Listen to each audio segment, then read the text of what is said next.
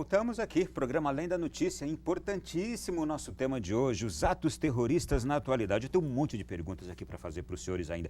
É possível extinguir os grupos terroristas existentes no mundo na atualidade?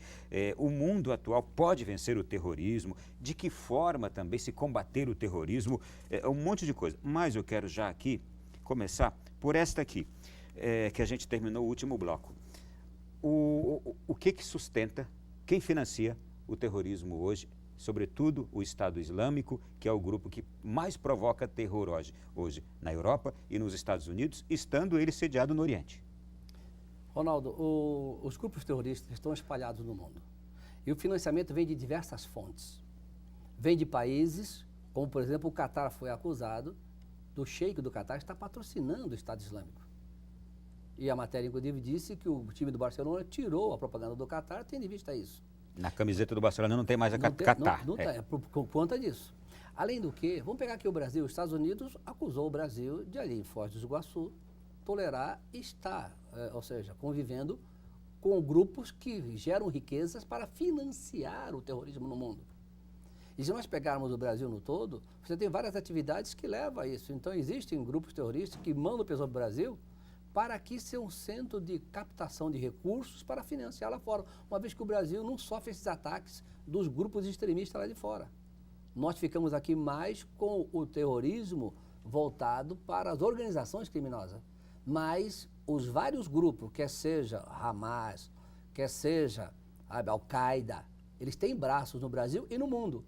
E por meio disso eles fazem circular as riquezas que vão patrocinar a cooptação de outras pessoas e os ataques por meio de um recurso financeiro que eles fazem na globalização. E no caso específico do Estado Islâmico, que tem também uma característica bem diferente dos outros grupos terroristas do passado, eles têm a intenção de criar um Estado, efetivamente, né, o novo califado, né, um Estado baseado nas leis do Alcorão, mas com uma interpretação, lógico, muito mais extremista e muito mais violenta. Como eles têm essa pretensão de conquista e de controle de territórios, eles acabam controlando também as riquezas dos territórios conquistados. Então tem diversos campos de petróleo e outras riquezas das quais eles se apropriam e a partir daí começa praticamente a se autofinanciar. Eu tenho uma matéria da revista Exame, dia 16 agora de novembro, que diz assim: Estado Islâmico perdeu 95% das regiões conquistadas em 2014. Aquilo que ele conquistou avassaladoramente em 2014, ele já perdeu 95% agora nesses últimos 2015 para cá. Mas agora eu quero fazer aquela pergunta fundamental. Por que este ódio do Estado Islâmico à Europa e aos Estados Unidos? Vamos explicar isso para o nosso povo. É só por ser vitrine, ele quer estar agindo na vitrine do mundo? Não, a verdade, Ronaldo, é que alguns países na história da humanidade, eles foram e são imperialistas. Isso é uma realidade. Eles interferem no outro país, exercem o domínio. O Brasil foi colônia do Império na época, que era Portugal. Você tinha Portugal, Espanha e Inglaterra, que tiveram inúmeras colônias, que foram lutando para a emancipação. E aqueles que foram lutando, inclusive, praticaram atos terroristas. Então, o que acontece no Oriente é o poderio bélico de países europeus e dos Estados Unidos interferindo e impondo, ou seja, governos para aquele povo, aí gera essa reação que nós enquadramos no Estado revolucionário ou um Estado nacionalista, no chamado terrorismo, né? Revolucionário nacionalista.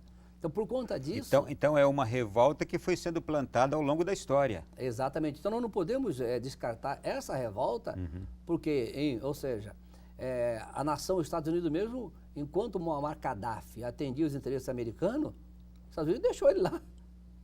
Até o momento que não quis mais. Aí, quando adentrou lá no Iraque, mas você tem várias etnias, vários segmentos no Iraque que eram controlados pelo terrorismo de Estado. Muammar Gaddafi, pelo terrorismo de Estado, mantinha as várias etnias quietas.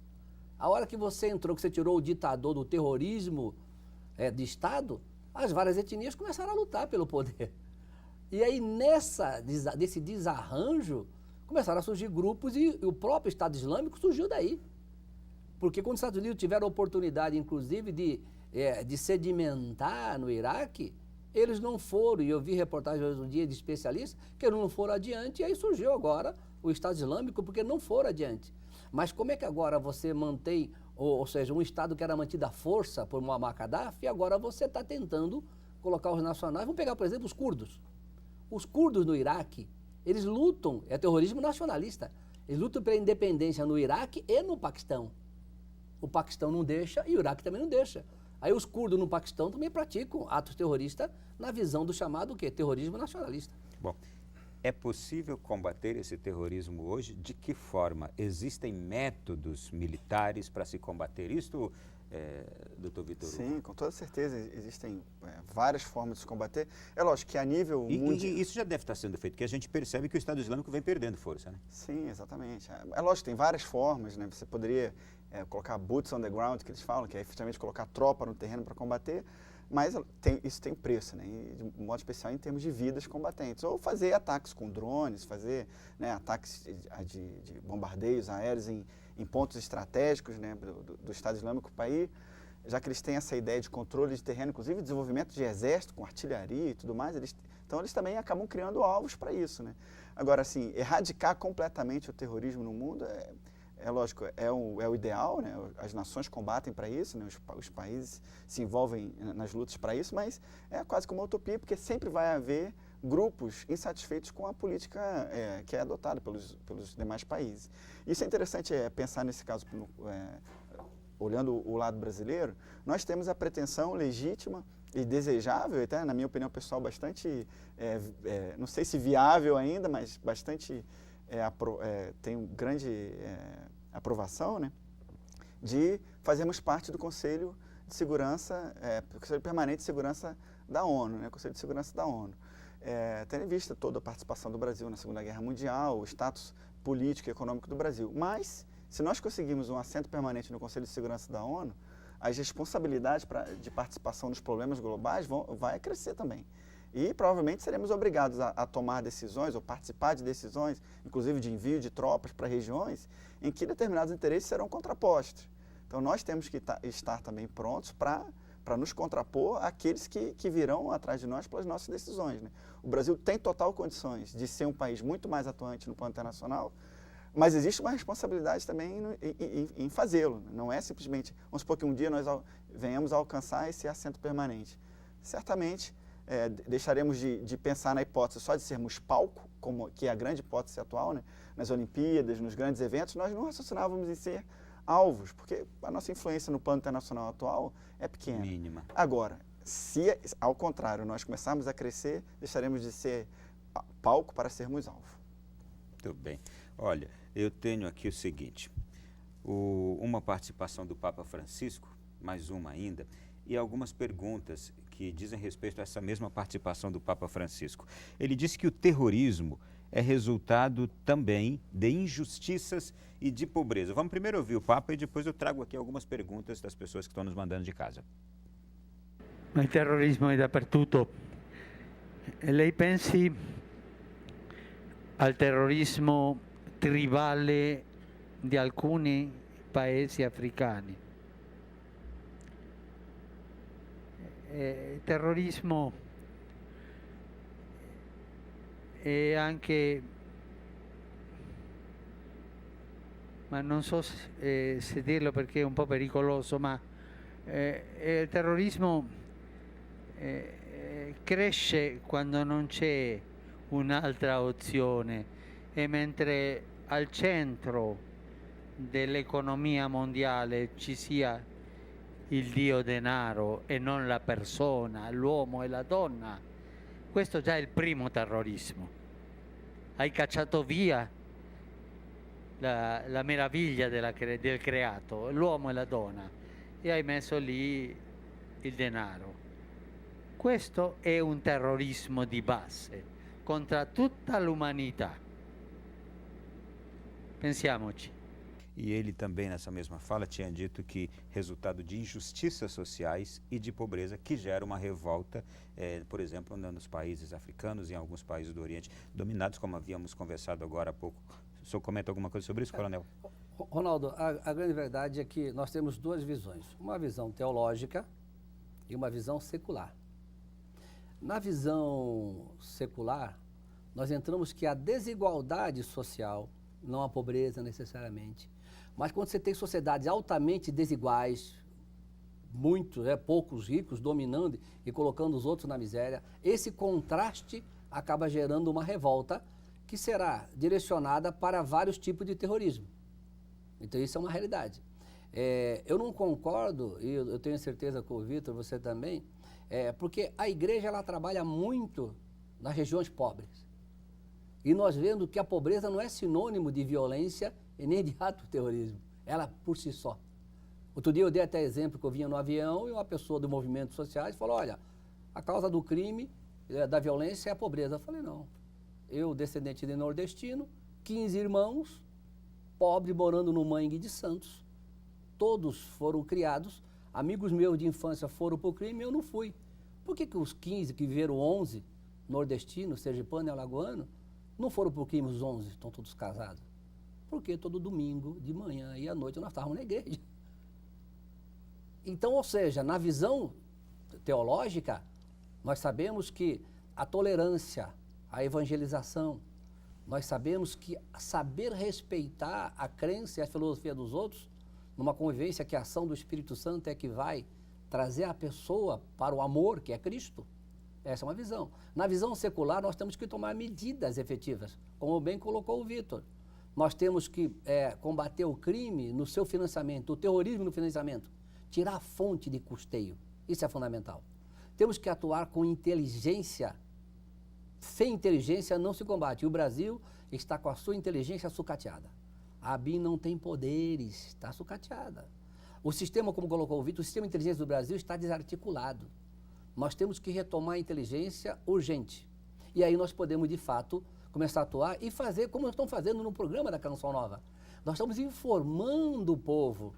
E ao informar, tendo consciência, nós evitamos distorções e outros aproveitadores que colocam, porque uma coisa é verdadeira, você só combate uma ideologia com outra ideologia. Só a força é insuficiente. Eu tenho aqui a Carla de Macaé, no Rio de Janeiro. Penso que o terrorismo também pode vir do governo quando ele se diz democrático, porém na prática não é, porque deixa milhares de cidadãos na linha da pobreza, oferecendo saúde e educação pública de péssima qualidade, além da corrupção. Uma outra pergunta aqui é de Várzea Paulista, da Elizabeth. Diz assim, Ronaldo, o trabalhador brasileiro não está sendo vítima de terrorismo por não ter direito de trabalhar e ganhar o seu sustento?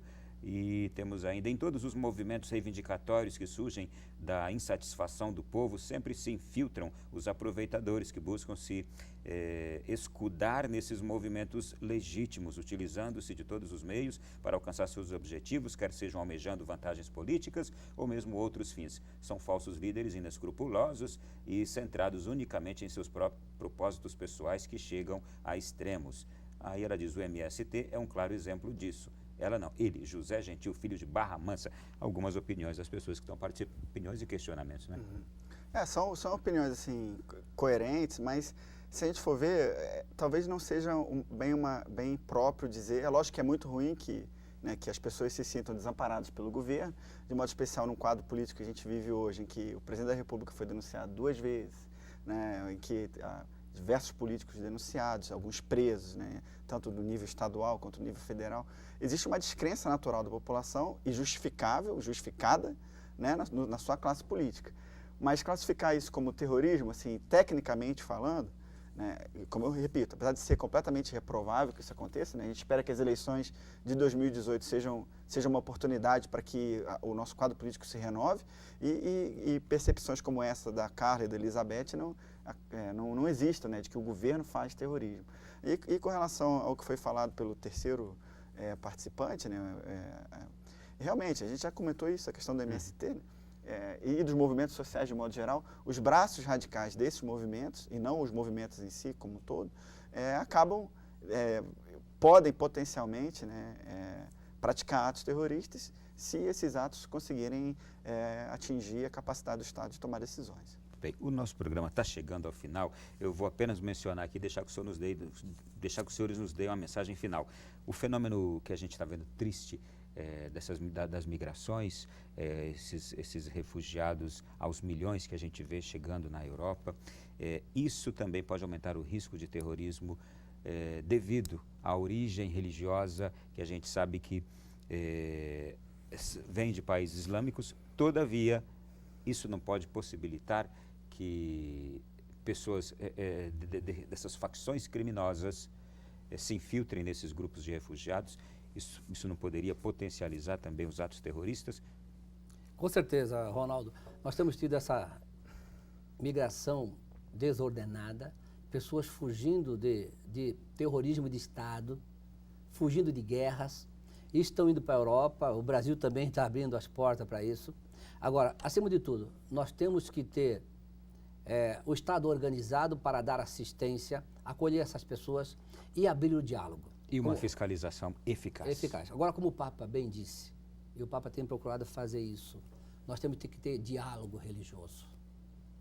Porque uma das fontes fundamentais é essa preocupação. Sem o diálogo religioso, sem a tolerância e sem nós, de fato, respeitarmos a forma de crer e de viver das pessoas num mundo pacífico de convivência, ficará muito difícil. Então, nós temos que, acima de tudo, abrir mão de preconceitos e entender, e nós que somos cristãos, que a ação é feita pelo Espírito Santo. E aí, eu como sou cristão, nós sabemos que a vitória já é certa em Cristo Jesus. A sua segunda vinda vai consumar. Mas enquanto neste mundo, nós temos que fazer o nosso papel secular e teológico. E no papel secular, a Canção Nova ela atua nos dois segmentos.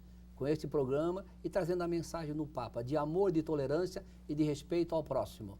Porque Madre Teresa de Calcutá é um exemplo de que ela vivia no meio onde havia um terrorismo de Estado, mas ela praticava o amor e mesmo com pessoas que tinham outra fé, que não a fé católica cristã, mas ali o testemunho dela ficou marcado e ficou para a eternidade. Muito bem. Professor, doutor Vitor Hugo, muito obrigado também pela sua presença. Uma mensagem final? Sim, eu agradeço, né, a participação aqui. Queria dizer só sobre a questão dos refugiados.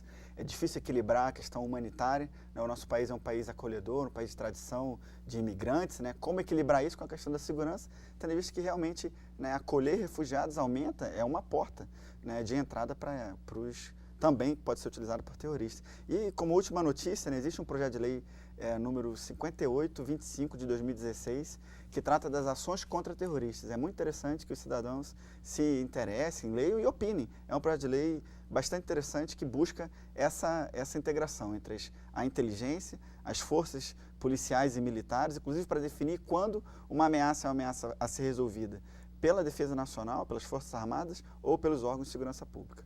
Foi um prazer recebê-lo. Se Deus quiser, vamos nos encontrar de novo aqui, hein? Muito obrigado pela belíssima aula. Muito Eu que agradeço, Ronaldo. E o nosso programa Além da Notícia de hoje fica por aqui. Agradeço a você também de casa que nos acompanhou e continue na programação da Canção Nova. Vem aí um novo programa. Até quinta-feira que vem, se Deus quiser, aqui neste mesmo horário. Boa noite. Até lá.